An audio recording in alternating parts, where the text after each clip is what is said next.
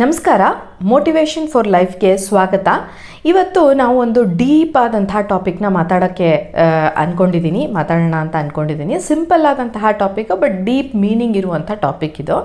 When someone truly loves you, ಯಾರಾದರೂ ನಿಮ್ಮನ್ನು ನಿಜವಾಗ್ಲೂ ತುಂಬ ಇಷ್ಟಪಡ್ತಾ ಇದ್ದರೆ, ಇಫ್ ಯು ಹರ್ಟ್ ದೆಮ್, ಯಾವಾಗಾದರೂ ನೀವು ಅವರನ್ನು ಹರ್ಟ್ ಮಾಡಿದ್ರೆ, it definitely creates a negative effect.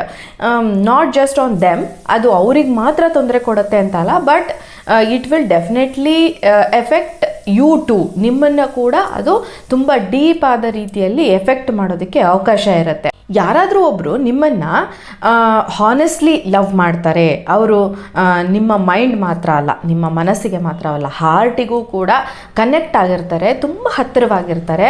ಅವರು ಹರ್ಟ್ ಆದರೆ ನಿಮಗೆ ಇನ್ಸ್ಟೆಂಟಾಗಿ ಅಲ್ಲದೆ ಇರಬಹುದು, ಅಂದರೆ ತಕ್ಷಣ ನಿಮಗೆ ತೊಂದರೆ ಆಗುತ್ತೆ, ತಕ್ಷಣ ಪ್ರಾಬ್ಲಮ್ ಆಗುತ್ತೆ ಅಂತ ಅಲ್ಲ, ಬಟ್ ಇವೆಂಚುಯಲಿ ಅದು ನಿಮ್ಮ ಮೇಲೂ ಎಮೋಷನಲಿ ಇಂಪ್ಯಾಕ್ಟ್ ಮಾಡೋದಕ್ಕೆ ಅವಕಾಶ ಇರುತ್ತೆ. ಅಂದರೆ ನೀವು ಅವರನ್ನು ಹರ್ಟ್ ಮಾಡಿದ್ರೆ ಅದು ಅವ್ರಿಗೆ ಮಾತ್ರ ಅಲ್ಲ, ನಿಮಗೂ ಕೂಡ ಅದು ತೊಂದರೆ ಕೊಡುತ್ತೆ. ಇನ್ಸ್ಟೆಂಟಾಗಿ ಕೊಡಬೇಕಾಗಿಲ್ಲ, ತಕ್ಷಣ ಕೊಡಬೇಕಾಗಿಲ್ಲ, ಲಾಂಗ್ ಟೈಮ್ ಆದಮೇಲೆ ಇವೆಂಚುಯಲಿ ದಿನ ಕಳೆದಂಗೆ ಅದು ನಿಮ್ಮ ಮೇಲೂ ಕೂಡ ಅದು ಪ್ರಾಬ್ಲಮ್ನ ಕೊಡೋದಕ್ಕೆ ಅವಕಾಶ ಇರುತ್ತೆ. Sometimes we hurt the most caring person in our life. ನಾವು ನಮ್ಮನ್ನು ತುಂಬ ಇಷ್ಟಪಡುವಂತಹ, ತುಂಬ ಲವ್ ಮಾಡುವಂತಹ ಯಾರೋ ಒಬ್ಬರು ಪರ್ಸನ್ನ ಹರ್ಟ್ ಮಾಡ್ತೀವಿ, ಅವ್ರನ್ನ ಇಗ್ನೋರ್ ಮಾಡ್ತೀವಿ. ಇವ್ರು ಏನೋ ಅವ್ರ ಕಡೆ ಗಮನನೇ ಇಲ್ಲದೆ ಇರೋ ಥರ ಅವ್ರನ್ನ ಇಗ್ನೋರ್ ಮಾಡ್ತೀವಿ.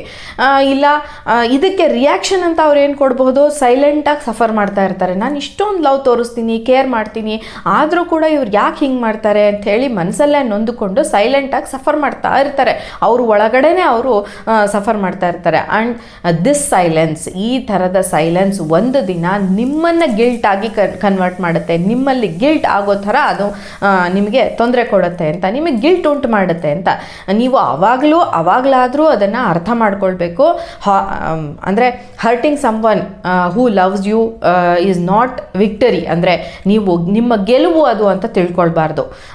ಇದು ನಿಮ್ಮನ್ನು ಕೂಡ ನಾಶ ಮಾಡುವಂತಹ ಒಂದು ಕೆಲಸ, ನಿಮ್ಮ ಒಂದು ಮನಸ್ಸನ್ನು ಕೂಡ ಇದು ಹರ್ಟ್ ಮಾಡೋದಕ್ಕೆ ಅವಕಾಶ ಇರುತ್ತೆ.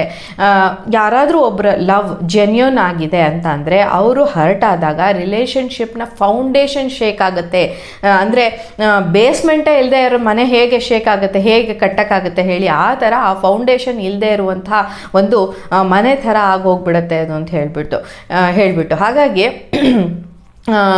ಅವರ ಆಬ್ಸೆನ್ಸ್, ಅಂದರೆ ಅಂಥವರ ಆಬ್ಸೆನ್ಸ್, ನಿಮ್ಮನ್ನು ನಿಜವಾಗ್ಲೂ ಕೇರ್ ಮಾಡೋರು, ನಿಮ್ಮನ್ನು ನಿಜವಾಗ್ಲೂ ಪ್ರೀತಿ ಮಾಡುವಂಥವರ ಆಬ್ಸೆನ್ಸ್, ಅದು ನಿಮಗೆ ತುಂಬ ದೊಡ್ಡದಾದಂತಹ ಒಂದು ನೋವನ್ನು ತಂದು ಕೊಡುತ್ತೆ ಅಂತ ಹೇಳಿಬಿಟ್ಟು, ಅವರು ದೂರ ಆಗೋದಕ್ಕೆ ಕಾರಣ ನೀವೇ ಅಂತ ನಿಮಗೆ ರಿಯಲೈಸೇಷನ್ ಬರುತ್ತೆ. ಯಾವಾಗಲೂ ಒಂದ್ಸರಿ ಬಂದೇ ಬರುತ್ತೆ. It will B too late. ಅವರು ಆವಾಗ ನಿಮ್ಮನ್ನು ಬಿಟ್ಟು ಹೋಗಾಗೋಗಿರುತ್ತೆ. ಆವಾಗ ನೀವೇನು ಮಾಡೋಕ್ಕಾಗತ್ತೆ, ಬಿಕಾಸ್ ಲವ್ ಒಂದ್ಸರಿ ಅದು ಬ್ರೇಕ್ ಆಗಿಬಿಟ್ರೆ ಮತ್ತೆ ವಾಪಸ್ ಅದೇ ಥರ ಆಗೋದಕ್ಕೆ ಸಾಧ್ಯ ಇಲ್ಲ. ನಾವು ಕನ್ನಡದಲ್ಲಿ ಹೇಳ್ತೀವಲ್ವ, ಕನ್ನಡಿ ಒಂದ್ಸರಿ ಒಡೆದ್ರೆ ವಾಪಸ್ ಸರಿ ಆಗೋದಕ್ಕೆ ತುಂಬ ಕಷ್ಟ. ಹಾಗಾಗಿ ನೀವು value the person who loves you ಅಂತ ಹೇಳಿಬಿಟ್ಟು, ಯಾರು ನಿಮ್ಮನ್ನು ತುಂಬ ಇಷ್ಟಪಡ್ತಾರೋ ಅವರನ್ನು ಡೆಫಿನೆಟ್ಲಿ ನೀವು ವ್ಯಾಲ್ಯೂ ಮಾಡಬೇಕಾಗತ್ತೆ. Never let go.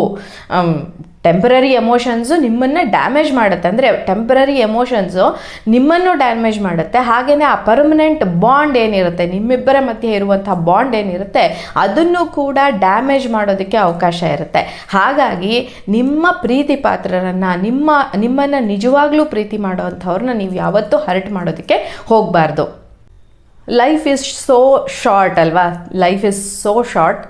ಒಳ್ಳೆಯ ಮನಸ್ಸು, ಟ್ರೂ ಲವ್ ಮತ್ತು ಮೀನಿಂಗ್ಫುಲ್ ರಿಲೇಷನ್ಶಿಪ್ ಇವಾಗಿನ ಕಾಲದಲ್ಲಿ ನಿಜವಾಗ್ಲೂ ತುಂಬ ಕಡಿಮೆ ಸಿಗೋದು. It will be very rare, ತುಂಬ ಕಡಿಮೆ. ಸೊ ನೆಕ್ಸ್ಟ್ ಟೈಮ್ ಯಾವಾಗ ನೀವು ಮಾತಾಡ್ತೀರಾ, ಯಾರನ್ನಾದರೂ ಹರ್ಟ್ ಮಾಡ್ತೀರಾ, ಅವರು ನಿಮ್ಮನ್ನು ತುಂಬ ಇಷ್ಟಪಡ್ತಾರೆ ಅಂದರೆ, ನೀವು ಒಂದು 5 ನಿಮಿಷ ಪಾಸ್ ಮಾಡಿ, ಥಿಂಕ್ ಮಾಡಿ, ಇವ್ರು ಇಲ್ಲದೆ ಇದ್ದರೂ ಕೂಡ, ಇವರು ನಮ್ಮ ಜೀವನದಿಂದ ದೂರ ಆದರೂ ಕೂಡ ನಾನು ಬದುಕೋಕ್ಕಾಗತ್ತಾ, ಅಥವಾ ಇವರನ್ನು ಹರ್ಟ್ ಮಾಡಿದ್ರೂ ಇವರು ಎಷ್ಟು ಸಾರಿ ನಮ್ಮನ್ನು ಕ್ಷಮಿಸಿ ವಾಪಸ್ ಬರ್ತಾರೆ ಅನ್ನೋದನ್ನು ನೀವು ಯೋಚನೆ ಮಾಡಿ ಮುಂದಿನ ಹೆಜ್ಜೆಯನ್ನು ಇಡಬೇಕಾಗತ್ತೆ. ನಿಮಗೂ ಇದು ಸರಿ ಅನಿಸಿದ್ರೆ ಕಮೆಂಟ್ ಮಾಡಿ, ಲೈಕ್ ಮಾಡಿ, ನನ್ನ ವಿಡಿಯೋನ ಶೇರ್ ಮಾಡಿ. ನಮಸ್ಕಾರ.